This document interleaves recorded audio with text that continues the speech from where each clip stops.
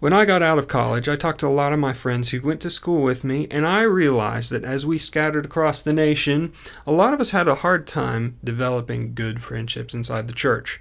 I wondered why that was, and I thought that it had to do specifically with my school and people coming out of it because of a specific element of the community that we built at the school. But I realized that it wasn't limited just to my school, and that this phenomenon happened all over the nation. In every single church that I attended, everywhere that I went, I realized that people my age were struggling to find good church friends.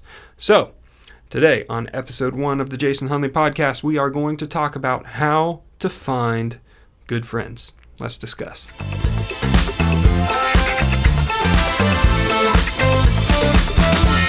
Let's talk about finding good friends in the church. Now, I am blessed right now to have some really great friends in my church. It didn't happen by mistake. It happened on purpose, and it took a lot of humility on my part and a lot of educating myself on what it means to be a good friend and to figure out how to be a good friend in my 30s and in my 20s even. Because this started a while ago, this journey. I'll tell you right now, I'm 32. I'm about to turn 33, the perfect age because that's how old Jesus was. And so I've got one more exciting birthday before suddenly everything gets really, really uninteresting for me as far as birthdays are concerned. So I'm 32 years old. I've got some really good friends. There's some people in my church who I want to become better friends with, and so I'm in the process right now of diving deeper into those friendships and into those relationships and prioritizing them so that I can have stronger friendships. And I've realized that I don't want to go through life alone. I don't want to go through life isolated. I've realized that I need more than just my family in my life, speaking truth into my life and walking life with me and just doing fun stuff with. Because a lot of friendship is just doing fun stuff. And who doesn't want that, right? And that is certainly the case in the church as well. We want other people to share life with us, help us through pain points, and then continue on and to being good friends who do fun stuff with us. So, I found that a lot of my friends in college, right after school, really struggled to find good Christian friends in the church. I think this is because of one particular thing about our school that made this especially painful for us, but then I realized that it wasn't limited to just my school. So I went to Bryan College, and it sits on the top of a hill. And when we talked about life on the hill a lot at school, because as we were on the hill, a lot of times we didn't have TV, we weren't really plugged into the news, at least I wasn't. I didn't really care much of what was going on in the world around me, and so it was really easy to just get isolated and concerned with what was happening on the hill. And life on the hill got really interesting, and everything else kind of didn't. And so once we got off of the hill and we graduated, we realized that we were in this pressure cooker of relationships, being isolated from the rest of the world, up on the hill, going to school up there, talking with just the same people every day, going through life with the same people every day, having shared experiences, having a shared enemy a lot of the times, either a rival school or a professor who puts on a lot of work, a lot of homework for us. Those things bond people together. And so this pressure cooker of relationships in a small school in a rural area on the top of a hill really led to some deep relationships. And so a lot of the people from my school graduating really had a hard time establishing good friendships outside of school. And my expectation and the expectation of my friends was that we would come out of school and that the church would be there to rally around us and to provide these relationships, to provide the same sort of support structure that our friendships at college had provided for us as well. But we got out and we realized, okay, well, there's this huge age gap between a postgrad and somebody who is, early on and having kids. Those people have no time, and then there's like the older generation who are empty nesters, and we wouldn't have minded, my wife and I wouldn't have minded being close to some couples like that and have them pour into our lives and speak into us, but they're just experiencing freedom for the first time, so they're off camping or whatever, and so the schedules became an issue. It was really hard to find people to connect with us, especially in that stage of life where we were married but before having kids. And there are a lot of people in the church right now in that place. And if you're not going to a church that is specifically geared for that, is specifically geared for either college ministry or post-grad or early marriage, it can be very difficult to build solid relationships inside the church. So here is my advice, and here is what I have found to be most helpful when we are pursuing relationships inside the church from that place, where you're either early on in marriage, just post-grad, or even if you have kids and your schedule is just crazy, okay? If you're listening to this as an older couple who doesn't resonate with any of those categories, just remember this. It is a worthwhile thing for you to pursue relationships with people in this stage of life.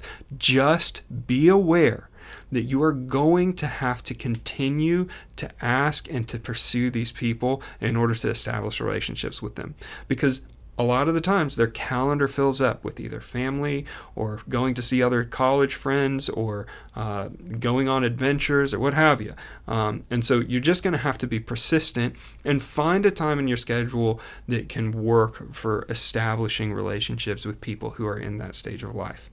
So here are some of the pain points that I've seen coming out of people who struggle.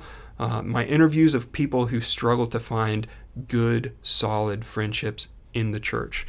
They feel like the church can be cliquish, like there's an elite group of people who either really know their Bible well or who already have an established friend group, and they're a little standoffish towards newcomers. The whole idea of cliques can be really damaging inside the church.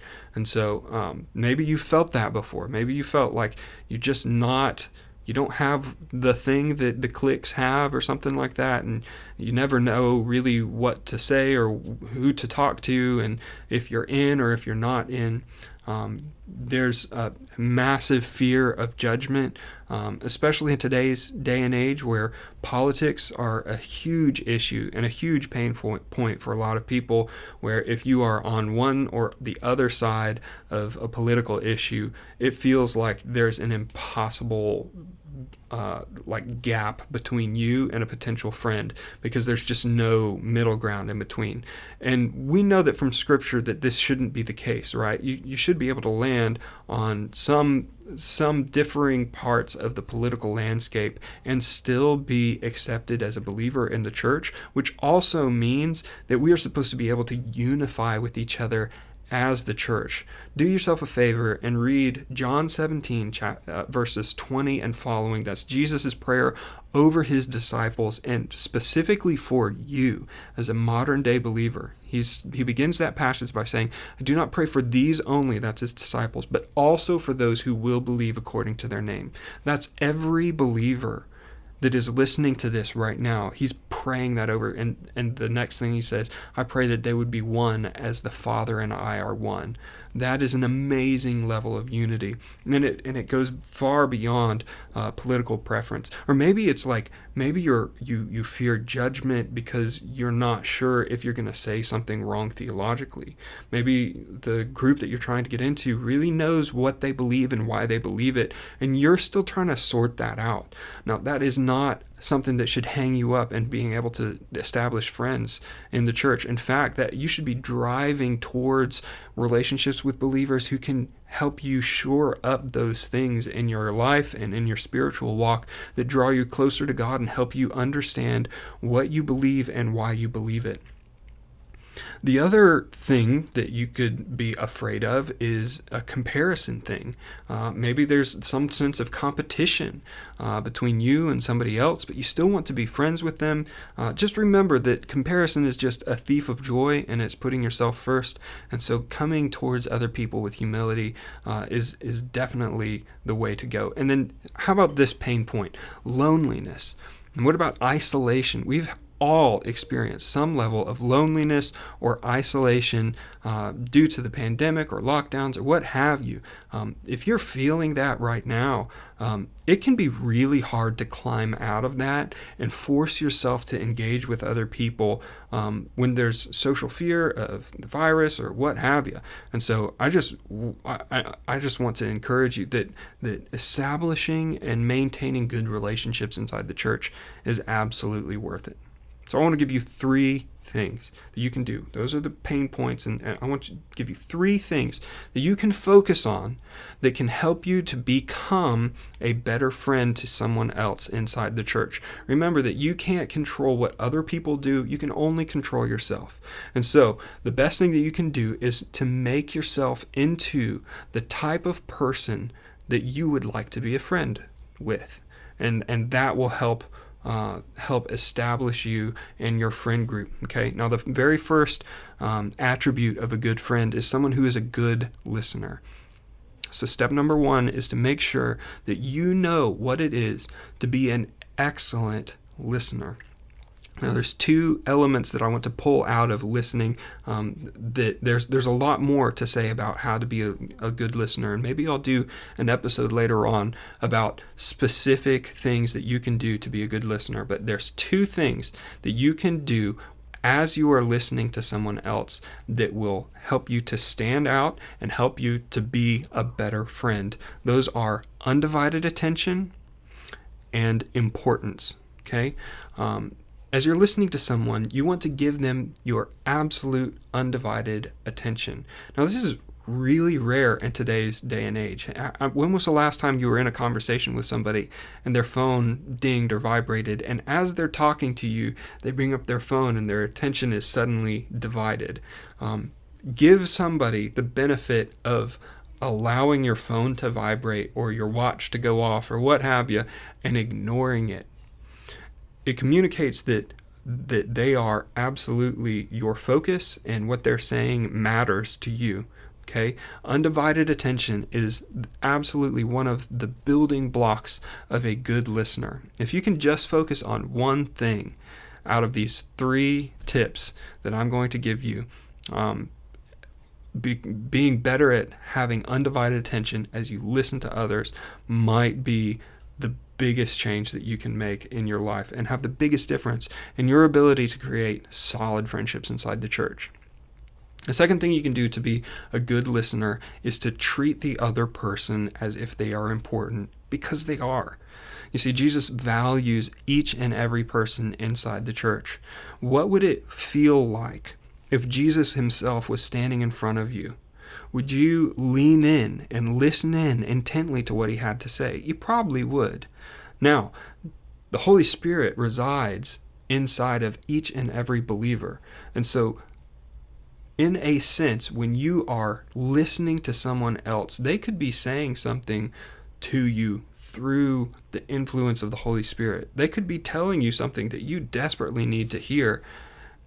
And so listen with great intent and importance, because they are valuable creatures created by God in his image, and you would want them to listen to you with the same type of intensity.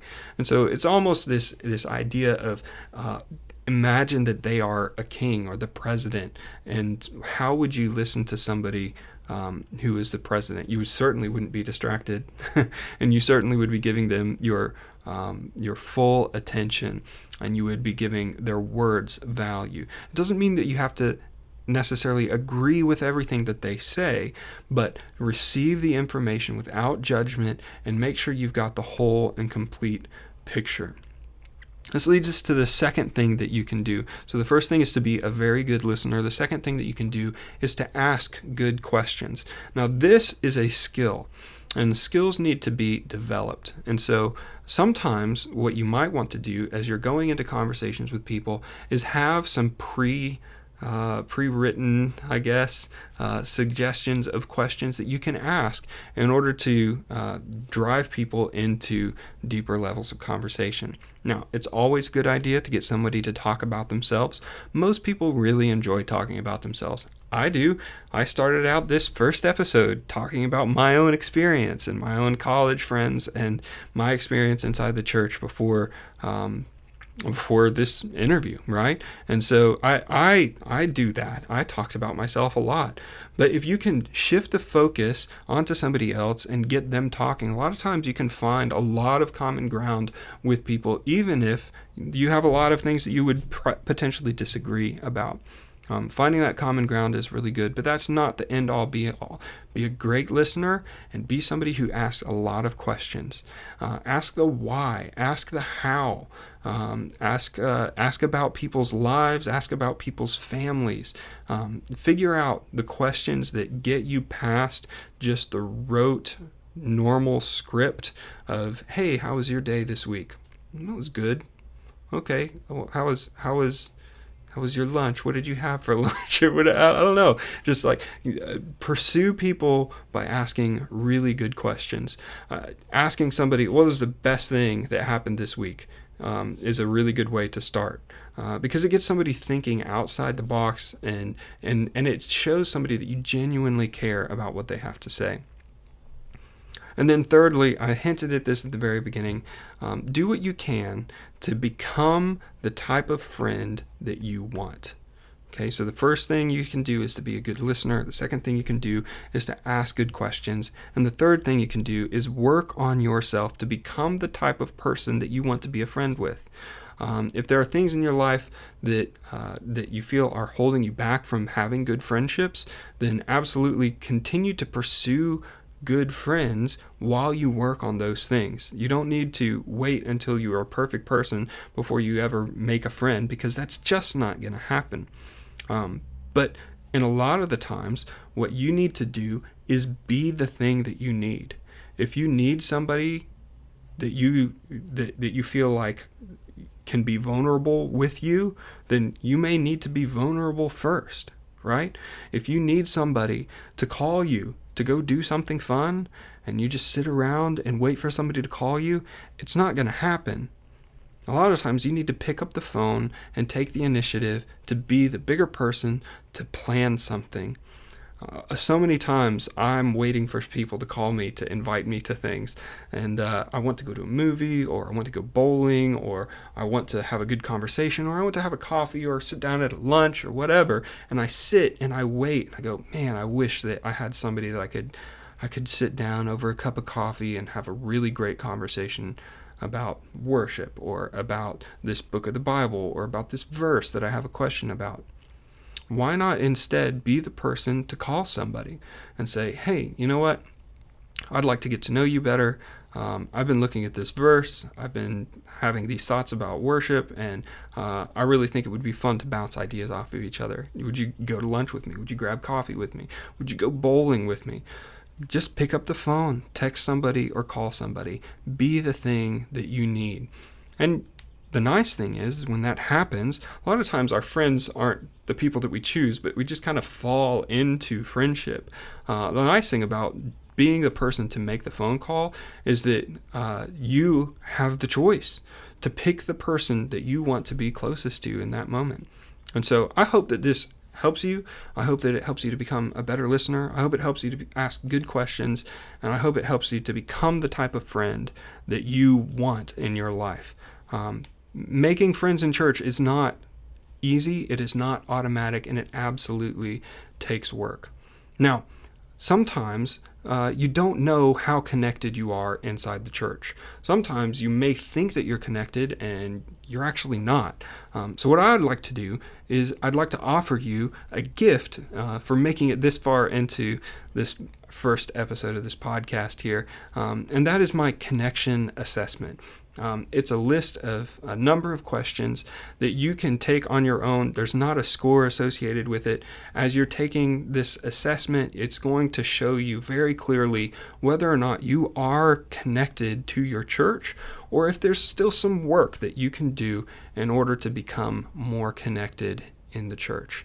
And so I wanted to give that to you as a gift. There will be a link in the description of this down below. And so I would be honored if you would download that and use it. And I hope that it's a useful tool to help you connect more in the church and to build some community and to build some culture inside of your church and for the glory of God. Because that's ultimately how the world is going to know who Jesus is because of the church and our ability to be love to each other and share that love with the world. So I hope this was helpful to you. I hope it was encouraging, and I will see you again next week.